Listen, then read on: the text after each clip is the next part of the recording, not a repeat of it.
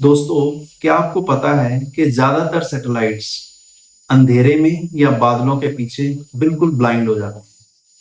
लेकिन इस संडे यानी कि 3 मई 2026 को इंडिया स्पेस टेक्नोलॉजी में हिस्ट्री क्रिएट करने वाला है। बेंगलुरु बेस्ड कंपनी जो कि एक स्टार्टअप है, गैलेक्साई, अपना मिशन दृष्टि लॉन्च कर रहा है एक स्पेसएक्स रॉकेट पे।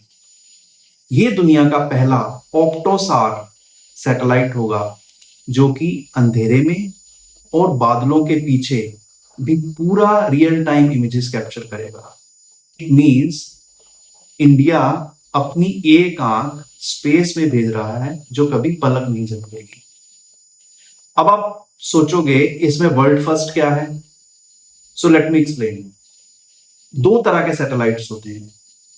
एक होता है ऑप्टिकल सैटेलाइट जो कि high definition real time images capture करता है, बट उसके लिए उसको चाहिए सनलाइट और क्लियर वेदर। और दूसरे तरह का सैटेलाइट्स होता है सार बेस्ड सैटेलाइट, जिसे रडार सैटेलाइट्स भी कहते हैं। वो एक्सरे बेस्ड इमेजेस कैप्चर करता है, इवन बादलों के पीछे से भी वो कैप्चर करता है, बट वो थोड़ी सी ग्रेनी होती है और थोड़ी सी कॉम्प्लेक्स होती है, जो समझने में थोड़ी सी डिफिकल्ट होती है। मिशन दृष्टि इन दोनों टेक्नोलॉजी को कंबाइन कर रहा है एक सेंसर में, जिसे कहते हैं sink fused ऑप्टोसार।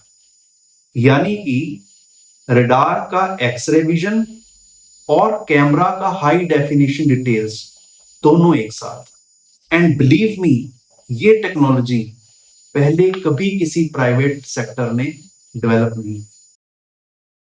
As a tech enthu, I am more interested in the brain of the system, यानी कि मुझे इसके दिमाग के बारे में ज्यादा इंटरेस्ट है। इस 190 किलो के सैटेलाइट में एनवीडिया का जेटसन ऑरिन नाम का प्रोसेसर है।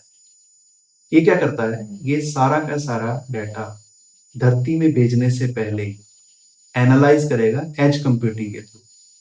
यानी अब पूरा डाटा प्रोसेसिंग एंड एनालाइज अब होगा ऑर्बिट के अंदर ही।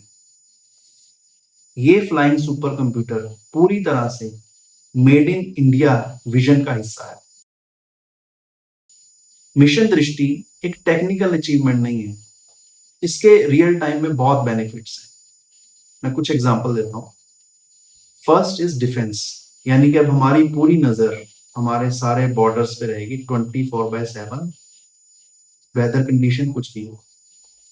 दूसरा है डिजास्टर मैनेजमेंट, यानी कि जब साइक्लोन्स या फ्लड्स होंगे तब ये दृष्टि सैटेलाइट रियल टाइम इमेजेस भेजेगा रेस्क्यू टीम को।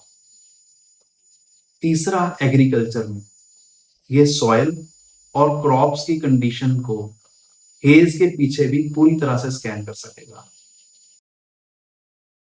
सो गैलेक्साई ने अब ये प्रूव कर दिया कि हम स्पेस रेस का हिस्सा नहीं है, we are now dominating it. और जब इस संडे स्पेस एक्स का फाल्कन 9 जब टेक ऑफ करेगा तो सारे इंडियंस का सर गर्व से ऊंचा हो जाएगा। And I am very proud of this. तो फाइनली अब आप बताइए, आपको क्या लगता है कि इंडिया अब इस स्पेस इंडस्ट्री में एक टेक जायंट बनने वाला है? Please share your thoughts in the comment section. Thank you.